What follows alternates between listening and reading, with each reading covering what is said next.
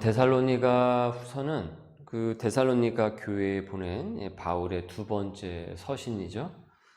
첫 번째 편지를 쓰고 나서 이제 그 다음에 몇 달 뒤에 두 번째 서신을 이제 보낸 것입니다. 그러니까 첫 번째 편지를 보낸 지 얼마 되지 않아서 또다시 이제 두 번째 편지를 보냈는데, 이 첫 번째 편지를 오해하는 사람들이 있었기 때문에 얼마 지나지 않아서 다시 이 두 번째 편지를 보낸 것입니다. 그러면 무엇을 오해를 했는가 하면은, 사도 바울이 첫 번째 서신을 쓴 이유는 데살로니가 교인들을 믿음으로 격려를 하고, 사도 바울이 그 사랑과 관심이 그들 이 데살로니가 교회를 향하여 있음을 확신시키기 위한 것이었습니다. 그것이 본래의 첫 번째 그 목적이었어요. 사실 사도 바울은 이 데살로니가 교회에서요, 한 달 정도밖에 사역하지 못했습니다. 그러니까 오래 하지 않았죠. 굉장히 짧았죠. 잠시 머물렀다고 하는 표현이 맞죠. 그리고 이제 다음 이제 전도지로 또 이제 그 선교지로 이동을 하고, 그래서 다시는 그 데살로니가 교회에 가지를 못했어요.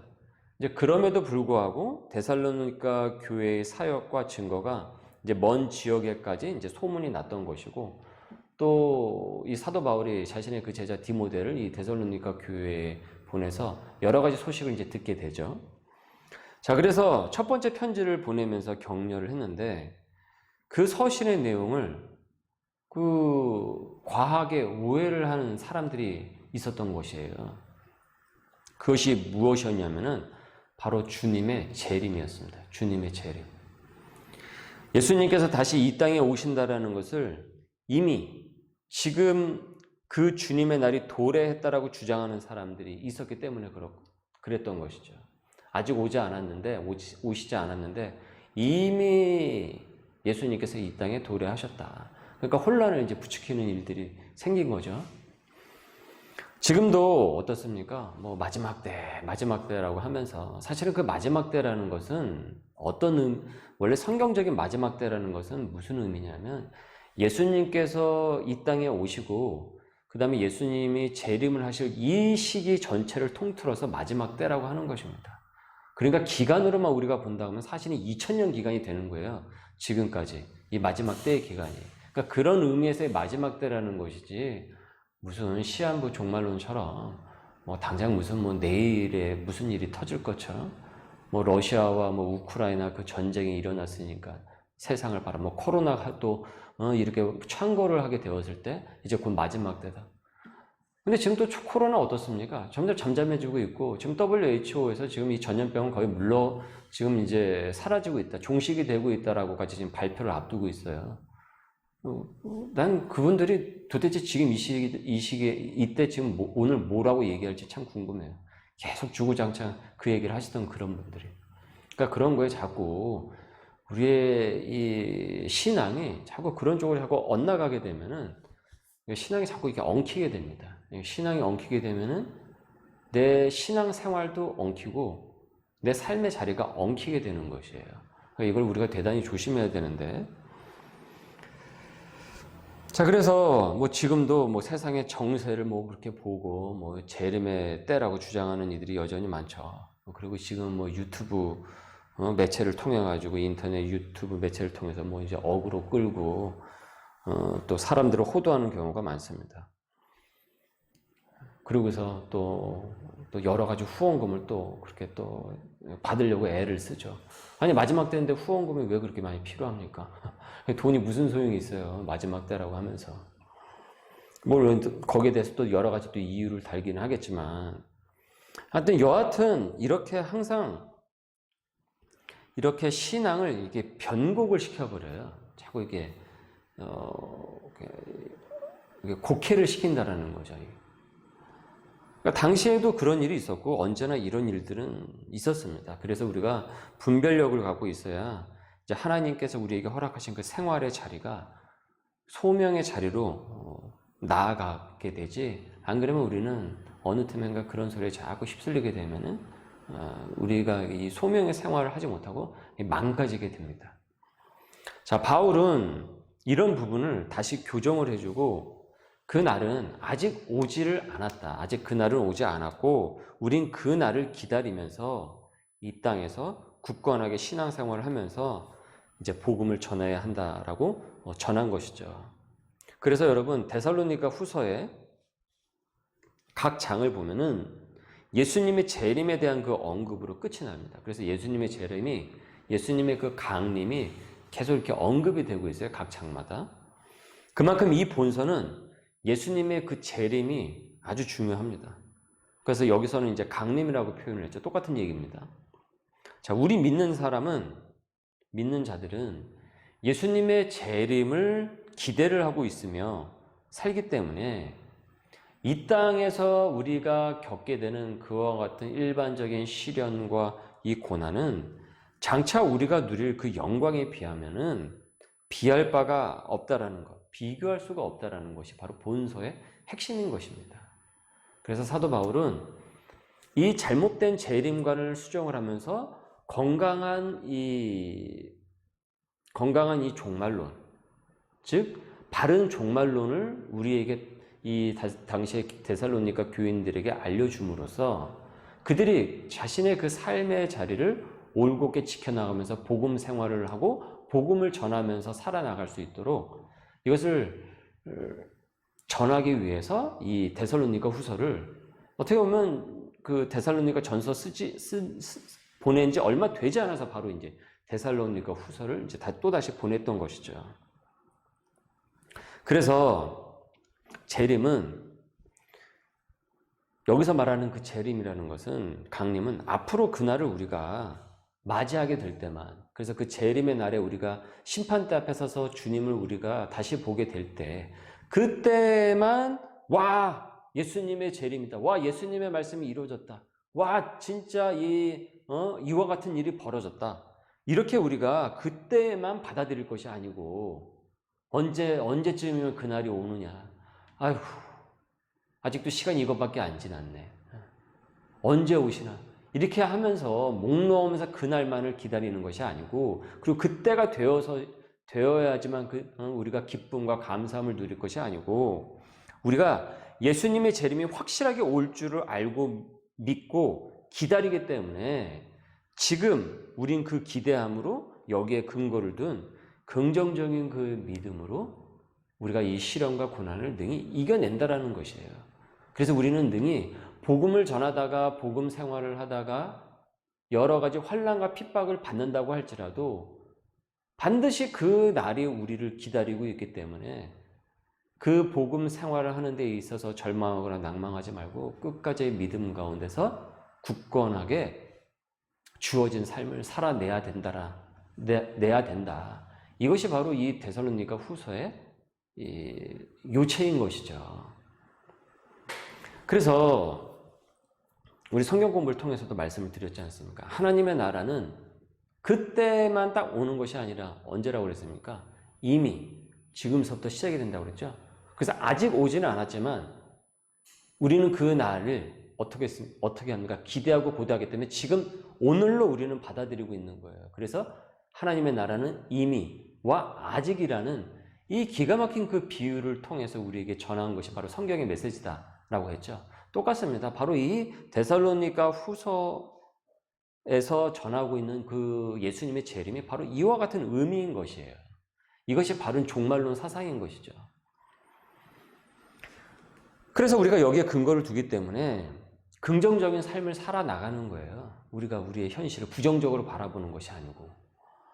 그래서 예수님의 재림은 우리의 일상생활 속에서 이렇게 완전히 적용이 되게 되는 것입니다. 이에 대한 적용이 높으면 높을수록, 순도가 높으면 높을수록 우리의 믿음의 그 엔돌핀은 더 풍성하고 더 깊어지게 되는 것이에요. 그리고 훨씬 더 잘 시험과 그 시련, 고난을 잘 극복할 수 있게 되는 것입니다. 그래서 고난이, 시련이 나를 죽이지 못하고 슬프게 만들지 못한다는 것이에요. 이것이 본래 여러분 성경적인 긍정의 힘인 것입니다. 이것이 조엘 오스틴 식의 긍정의 힘은 자기 최면식의 긍정의 힘인 것이고, 자기 개발서에 약간의 변주를 입힌 그런 식의 긍정인 것이고, 세속적인 긍정인 것이고, 성경적인 긍정이 아니에요. 그거는 이 사도 바울이 본서에서 증언하는 긍정은 바로 이 예수 그리스도의 강림의 날, 그 날을 소망을 하기 때문에 오늘 내게 주어진 그 현실을 부정적인 시견으로 바라보는 것이 아니라 긍정적으로 바라보게 된다는 거예요. 그래서 거기서 그 긍정의 힘이 나오게 되는 것이죠. 자, 여기에 세상이 말하는 긍정과 성경의 그 긍정이 바로 다른 것입니다. 세상은 긍정적이어야 된다, 긍정적이어야 된다 얘기를 하죠. 근데 그 긍정이라는 게 도대체 뭐냐라는 거예요. 그래서 사람들이 헷갈리는 거예요. 그래서 진짜 온전히 긍정하지 못하는 것입니다. 왜냐하면 그 긍정의 주체가 뭔지가 분명하지 않거든요. 왜 긍정해야 되는지 모르거든요. 자기 최면식으로 그래 긍정적으로 살아야지, 긍정적으로 바라봐야지, 그런다고 해가지고 그것이 얼만큼이나 긍정적으로 변하겠어요. 얼마나 긍정적으로 나를 진짜 바꿔나갈 수가 있겠습니까? 그러나 예수 그리스도의 재림과 그 강림에 둔 그 성경적인 그 긍정이, 그 소망이 결국 내 삶을 이렇게 바꿔나갈 수가 있게 되는 거예요. 지금 이 현실을, 우리의 현실을. 그리고 그 힘을 가질 때, 우리가 그와 같은 그 힘과 능력을 우리가 얻을 때 우리의 삶의 자리를 훨씬 더 오늘보다, 어제보다 더 낫게 내일을 만들어 나갈 수가 있는 것입니다. 여러분, 그래서 3절에서 7절 말씀을 보십시오. 3절에서 7절을 보시면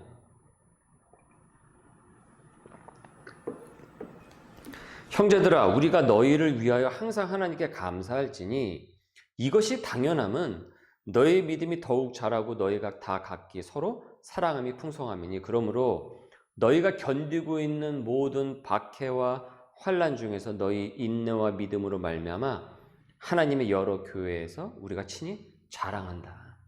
아니, 이 고생스럽고 시련과 고난을 어떻게 자랑을 하냐라는 거예요. 어떻게 자랑할 수가 있겠습니까? 이건 자랑거리가 아니라 힘들어할 거리고 숨기고 싶은 거리 아닙니까? 그럼 왜 자랑을 하는가? 5절을 보니까 이는 하나님의 공의로운 심판의 표요 너희로 하여금 하나님의 나라에 합당한 자로 여김을 받게 하려 함이니 그 나라를 위하여 너희가 또한 고난을 받느니라. 하나님의 그 나라를 이루어 나가길 위하여 너희가 또한 고난도 받는다라는 것이에요.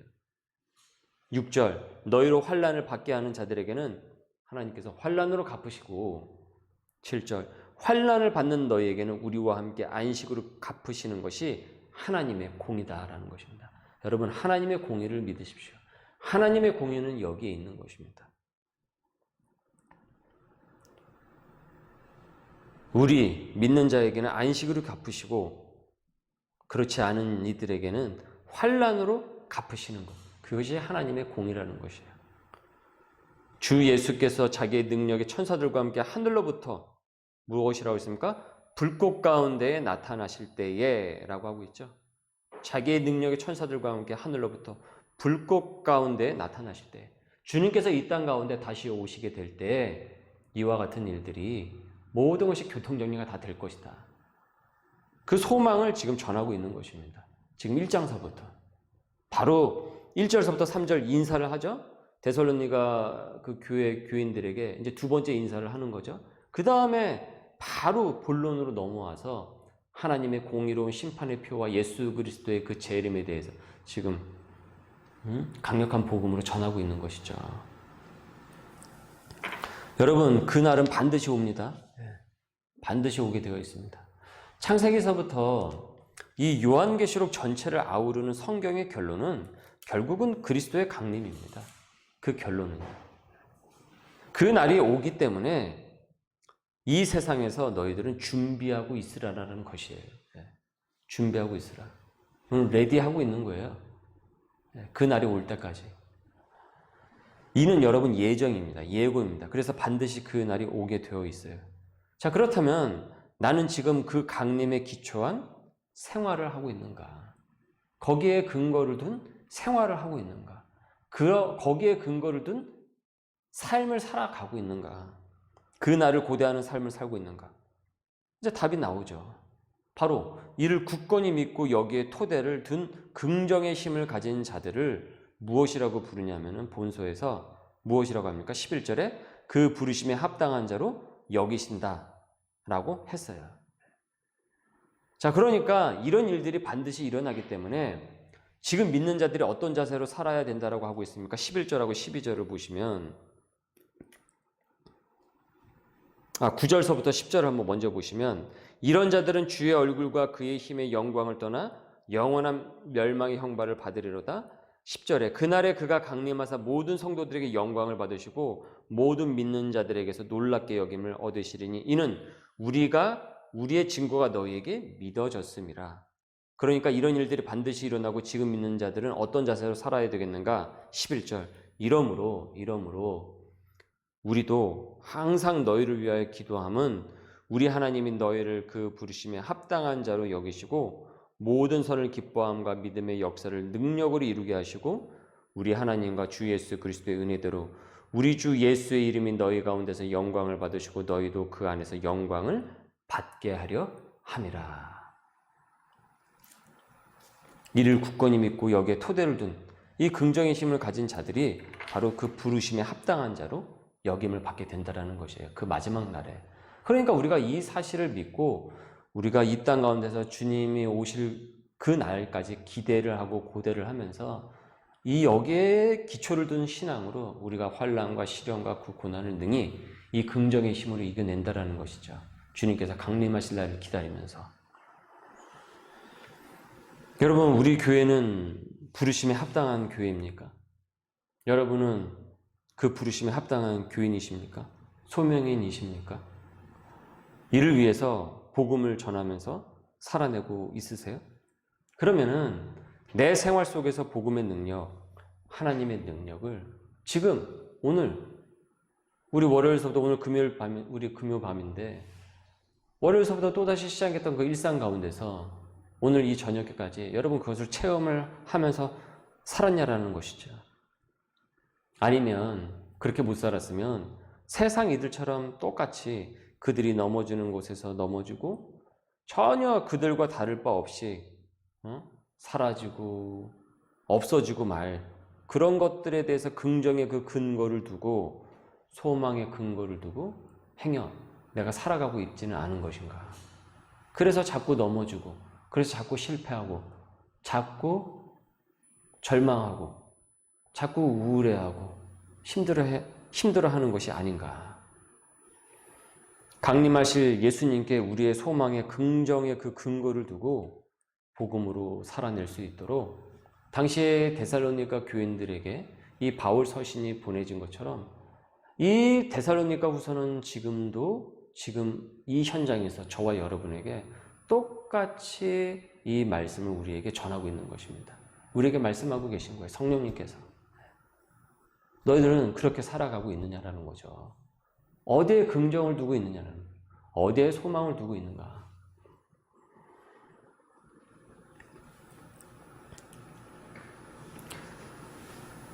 우리 강림하실 예수님께 우리의 그 소망의 그 긍정의 근거를 두고 우리 복음으로 살아낼 수 있는 우리 소명인들이 될 수 있기를 바라겠습니다.